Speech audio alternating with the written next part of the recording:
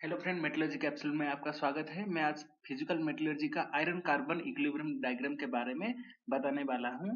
देखिए, मैं आज ये सब टॉपिक के कवर करूंगा। आयरन कार्बन इक्विलिब्रियम डायग्राम क्या होता है, किसका क्या नेसेसिटी है, उसका कैसे हम लोग ड्रॉ करेंगे और मेमोराइज कैसे करेंगे इसका, और क्या क्या फेजेस है, क्या क्रिटिकल टेम्परेचर है, क्या क्या क्रिस्टल स्ट्रक्चर चेंज हो रहा है अकॉर्डिंग टू इट्स टेम्परेचर, और क्यूरी टेम्परेचर क्या होता है, और कौन सा कितना आयरन कंपोजिशन और कार्बन का क्या कंपोजिशन है, कौन सा फेजेस में, और सॉलिडस और लिक्विडस लाइन क्या हो सकता है। चलिए शुरू करते हैं। सबसे पहले हम लोग ड्रॉ करेंगे आयरन कार्बन इक्विलिब्रियम डायग्राम। ये हो गया एक्स एक्सिस, वाई एक्सिस।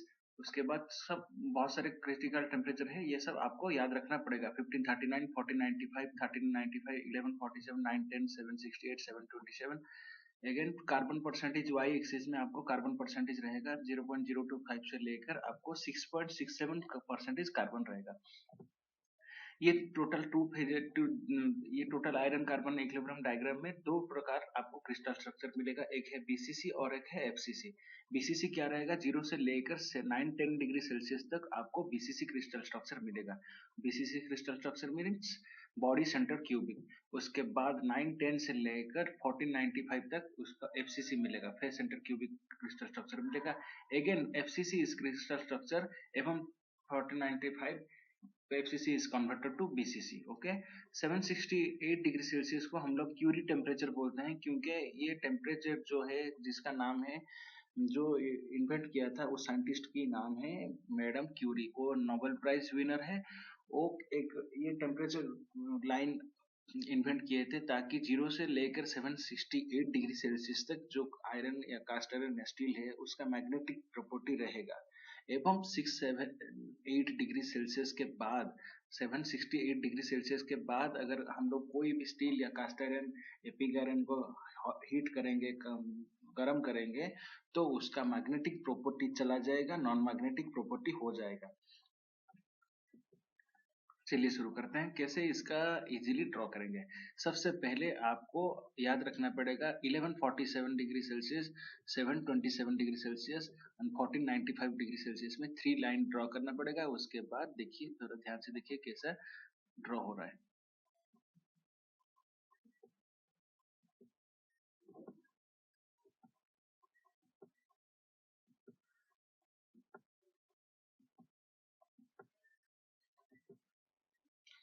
चलिए, ये क्या क्या फेजेस है आपको पता चलेगा। ये है आपका लिक्विड स्टेट। लिक्विड स्टेट है, ये एरिया है आपका लिक्विड फेज है। इसके नीचे जो है ये सब सॉलिड फेज है। ठीक है, ये ऊपर वाला लिक्विड फेजेस आपको दिखाई दे रहा है। ये जो है आपका डाल्टा, ये जो छोटा एरिया है, ट्रायंगुलर एरिया है, उसको डाल्टा फेराइट बोलेंगे। और इसको सबसे बड़ा बड़ा एरिया है ये ऑस्टेनाइट बोलेंगे। और ये जो है और एक ट्रायंगुलर एरिया है उसको अल्फा फेराइट बोलेंगे। ये हो गया आपका Fe3C, ताकि सीमेंटेड इसको बोलेंगे। ये जो है वो हो गया ऑस्टेनाइट का बॉर्डर एरिया और लिक्विड का बॉर्डर एरिया, दोनों मिलकर एक इफेक्टिव एरिया बन रहा है, उसको हम लोग बोलेंगे ऑस्टेनाइट प्लस लिक्विड। उसके बाद हर जगह में ऐसे ही आपको दिखाई दे रहा है। जैसे ये जो है ऑस्टेनाइट हो गया और ये Fe3C का एरिया है। ये हो गया अल्फा प्लस Fe3C का area, alpha ferrite plus Fe3C का एरिया है। ऐसे हर जगह में आपका छोटा छोटा एरिया मिल सकता है। इसे इधर हम लोग बोलेंगे अल्फा प्लस ऑस्टेनाइट बोल सकते हैं, या इधर ये डेल्टा अगर होगा, ये अगर लिक्विड है तो डेल्टा प्लस लिक्विड एरिया है। ये डेल्टा और ये ऑस्टेनाइट के बीच में अगर एरिया है तो हम लोग इसको बोल सकते हैं डेल्टा प्लस ऑस्टेनाइट एरिया है। ठीक है। um, there are three types of main reaction in iron carbon equilibrium diagram. One is peritectic reaction, next one is eutectic reaction, third one is आपको eutector reaction मिलेगा 3 point में। अभी देखिए, ये जो है 0 से लेकर अगर 2.03 कार्बन परसेंटेज जाएंगे, इसको हम लोग स्टील बोलेंगे। जिस स्टील में, जिस कास्ट आयरन में या जिस आयरन में अगर steel carbon percentage up to 2.03 percentage है, उसको हम लोग स्टील बोलेंगे। 2.03 से लेकर 6.67 अगर है कार्बन परसेंट, उसको हम लोग कास्ट आयरन बोलेंगे। और ये देखिए यूटेक्टॉइड जो कास्ट आयरन है, यूटेक्टॉइड, सॉरी यूटेक्टॉइड स्टील है, 0.8 से अगर नीचे चले जाएगी तो हम लोग उसको बोलेंगे हाइपोयूटेक्टॉइड स्टील। ये 3 या वर्ड है वो मिल जाएगा, हाइपोयूटेक्टॉइड स्टील। अगर 0.8% है स्टील में, अगर उसको हम लोग यूटेक्टॉइड स्टील बोलेंगे। ऐसे ही 0.8 से लेकर 2.03% कार्बन में हम लोग बोलेंगे इसको hyper eutectoid steel, hyper eutectoid steel. ऐसे ही हम लोग कास्ट आयरन के बारे में बोलेंगे तो ये जो लाइन है, ये लाइन में अगर कास्ट आयरन है 4.1%, 11.47 डिग्री सेल्सियस में 4.1 का जो है कार्बन परसेंटेज, उसको बोलेंगे यूटेक्टिक कास्ट आयरन। 4.1 से अगर नीचे चले जाएंगे ताकि 2.03 से 4.1 तक, उसको हम लोग बोलेंगे हाइपोयूटेक्टिक कास्ट आयरन, हाइपोयूटेक्टिक कास्ट आयरन। ऐसे ही 4.1 से अगर ज्यादा चले जाएंगे तो हाइपर यूटेक्टिक कास्ट आयरन बोलेंगे। ठीक है, ये हो गया आपका full phase iron carbon equilibrium diagram. जैसे मैं पहले बताया था, ये लिक्विड है, ये रियास्टेनाइट है, ये अल्फा फेराइट है, ये डेल्टा फेराइट है। उसके बाद जो बॉर्डर एरिया में अपना अपना जो इफेक्ट आ रहा है, ये बॉर्डर हो रहा है, ये ऑस्टेनाइट का बॉर्डर एरिया है, ये है लिक्विड का बॉर्डर एरिया है, ये तो दोनों मिलकर ये हो रहा है आपका ऑस्टेनाइट प्लस लिक्विड। ठीक है, ये जो रिएक्शन है इधर जो है ऑस्टेनाइट और Fe3C दोनों मिलकर लेडोबोराइट हो रहा है, और ये जो है अल्फा प्लस Fe3C मिलकर परलाइट हो रहा है। ये लेडोबोराइट और परलाइट, ये भी और दो रिएक्शन बन रहा है, आपको ये मेमोरी में रखना पड़ेगा, याद रखना पड़ेगा। ठीक है, और इसमें पहले से तो बता दिया था हाइपोइटेक्टेड स्टील क्या है, हाइपर इटेक्टॉइड स्टील क्या होता है, ये बता दिया था। अभी देखिए low carbon steel, medium carbon steel, high carbon steel क्या होता है।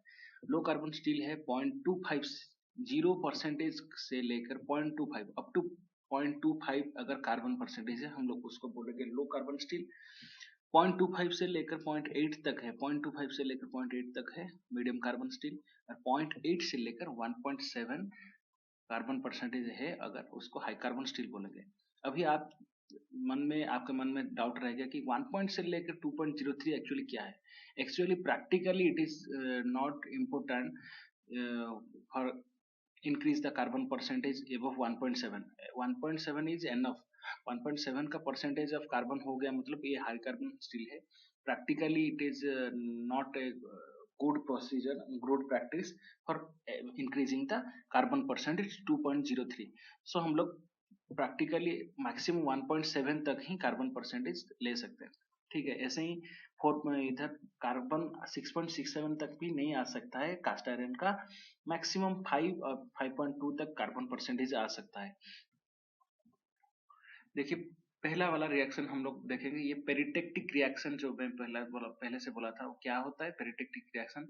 एक लिक्विड और डाल्टा, लिक्विड और डाल्टा जो है, ये जो एरिया है लिक्विड प्लस डाल्टा का जो एरिया है, दोनों मिलकर ऑस्टेनाइट को कन्वर्ट हो रहा है। इसको 0.9% कार्बन है डाल्टा का, और लिक्विड का 0.53% कार्बन है, और ये ऑस्टेनाइट 0.17% कार्बन है। उसका FCC होगा क्रिस्टल स्ट्रक्चर। जैसे एक है एक सॉलिड एक लिक्विड, जिस रिएक्शन या कोई भी आप इक्विलिब्रियम डायग्राम, ताकि टीन कॉपर या जिंक लेड या कॉपर गैलेना, ऐसा कोई भी इक्विलिब्रियम डायग्राम में अगर एक सॉलिड और एक लिक्विड दोनों मिलकर उसको कूल करेंगे तो एक नया सॉलिड बन रहा है, तो उसको हम लोग बोलेंगे peritectic reaction. Iron carbon equilibrium diagram में ये केस पेरिटेक्टिक रिएक्शन इधर मिल रहा है। ठीक है, so next reaction is eutectic reaction. आप कोई भी इक्विलिब्रियम डायग्राम, ये जरूरी नहीं है कि बस ये आयरन कार्बन इक्विलिब्रियम डायग्राम है, आप कोई भी कॉपर जिंक या लेड जिंक या टीन कॉपर या निकल कॉपर या कोई भी आयरन का कोई भी इक्विलिब्रियम डायग्राम में अगर एक लिक्विड को हम लोग कूल करेंगे तो अगर दो नया सॉलिड फॉर्मेशन हो जाएगा तो उसको बोलेंगे यूटेक्टिक रिएक्शन। तो ये आयरन कार्बन इक्विलिब्रियम डायग्राम में के केस में ये जो यूटेक्टिक रिएक्शन इधर हो रहा है, एक लिक्विड, बस एक लिक्विड, देखिए ध्यान से देखिए, ये जो एरो मैं दिया हूँ, ये एक लिक्विड अगर इधर क्या हुआ है, दो नया सॉलिड बन रहा है, एक है ऑस्टेनाइट और एक है सीमेंटाइट। ठीक है, ये हो गया, ये थर्ड रिएक्शन है। ऐसे कोई भी इक्विलिब्रियम डायग्राम में अगर एक सॉलिड को हम लोग कूल करेंगे तो दो नया सॉलिड बन रहा है, उसको बोलेंगे यूटेक्टॉइड रिएक्शन।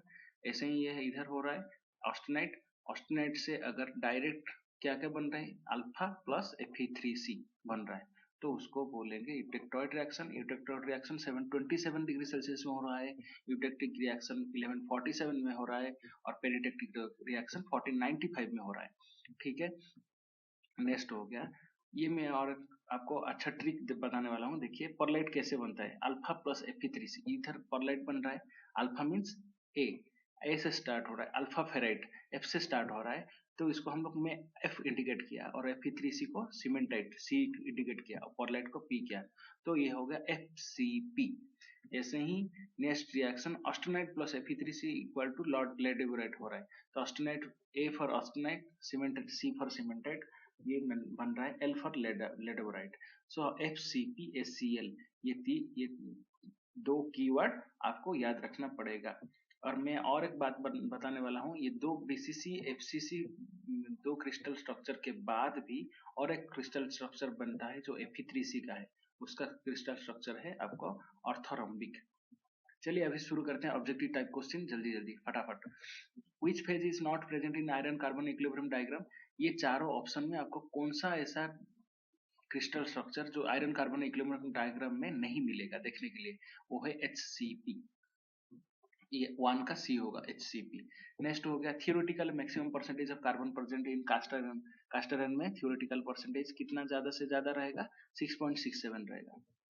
अभी आयरन कार्बन सोल्यूशन में आयरन को क्या बोलते हैं, कार्बन को क्या बोलते हैं, आप कोई भी साल्ट वाटर या शुगर वाटर में ले जाएंगे तो क्या सॉल्वेंट होगा, क्या सॉल्यूट होगा, आपको पता है, पक्का होगा। फिर से मैं बता रहा हूँ, जिसका क्वांटिटी ज्यादा है उसको बोलेंगे सॉल्वेंट, जिसका क्वांटिटी कम है उसको बोलेंगे सॉल्यूट। ठीक है, आयरन जैसे शुगर वाटर में वाटर का क्वांटिटी ज्यादा है उसको सॉल्वेंट बोलेंगे, वाटर और शुगर को हम लोग सॉल्यूट बोलेंगे।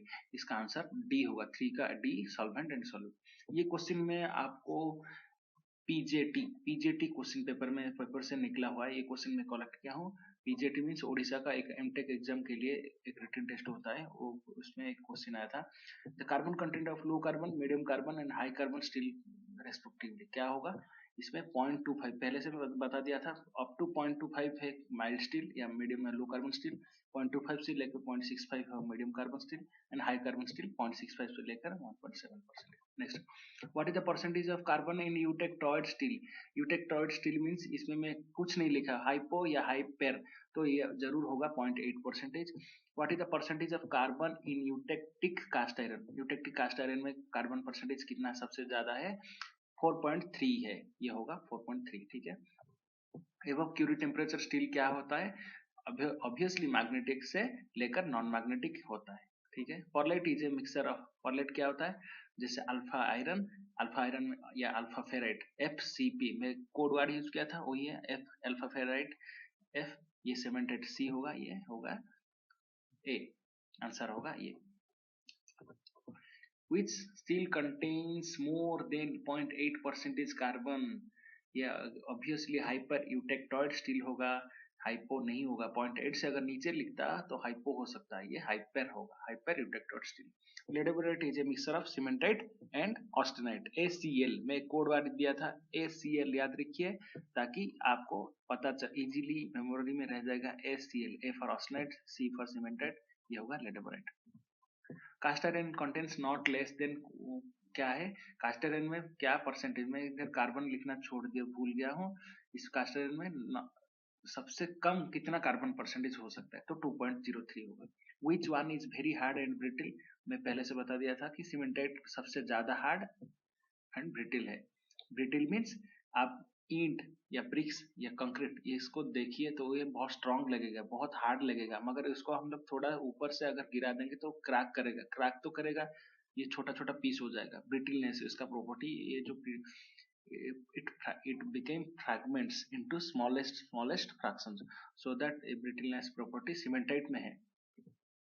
और सबसे ज्यादा सॉफ्ट क्या है में फेराइट सबसे ज्यादा सॉफ्ट है। Maximum solubility of carbon in austenite dash white percentage occur eight dash percentage, इसमें ज्यादा से मैक्सिमम सॉल्युबिलिटी कार्बन ऑस्टेनाइट सबसे, थोड़ा मेमोरी में मेमोराइज कीजिए पिक्चर को, आयरन कार्बन इक्विलिब्रियम डायग्राम को, इसका आंसर होगा 2.1% कार्बन इन 1147 डिग्री सेल्सियस। अभी चलिए देखते हैं हम लोग कोई भी रिटन टेस्ट आप क्लियर भी कर लिया, उसके बाद अगर कोई पूछता है कि आयरन कार्बन इक्विलिब्रियम डायग्राम का जरूरत क्या है, what is the necessity, why it is we are studying metallurgy engineer, मतलब सब every metallurgy student should know this phase diagram, iron carbon equilibrium diagram, it is so important for but someone it is some if someone will ask you what is the necessity of iron carbon equilibrium diagram, तो क्या हो सकता है, आप सबसे पहले बता दीजिए कोई भी अगर स्टील या कास्ट आयरन में अगर कुछ भी इक्विपमेंट हम लोग डिजाइन करेंगे, उसका हीट ट्रीटमेंट करेंगे या फॉर्जिंग करेंगे, तो हम लोग को जरूरत है आयरन कार्बन इक्विलिब्रियम डायग्राम।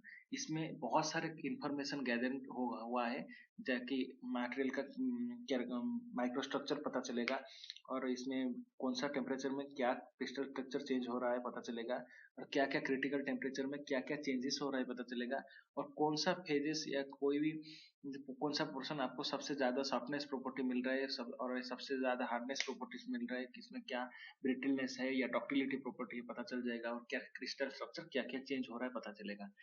ठीक है दोस्तों, अभी मेरा ये वीडियो खत्म हुआ है, आपको कैसा लगा, और अब ये आयरन कार्बन इक्विलिब्रियम डायग्राम के बारे में कोई अगर डाउट है तो थोड़ा पूछिए, मैं जरूर आपको क्लियर करूंगा।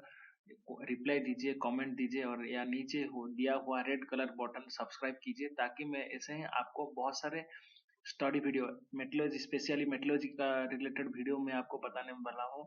बाद में मैं SAIL, DRDO, CEPTAM, railway, defence, ये सब में क्वेश्चन कैसा कैसा आ रहा है, और इसमें इंटरव्यू में क्या क्या पूछ सकते हैं, ये सब क्वेश्चन मैं डिस्कस करूंगा। प्लीज मेरा वीडियो को लाइक कीजिए, शेयर कीजिए और सब्सक्राइब कीजिए, ताकि नया वीडियो आने के बाद आपको जरूर पता चल जाएगा कि मैं अगले वीडियो क्या दिया हुआ है। ठीक है दोस्तों, अभी के लिए बाय, थैंक यू, बाय।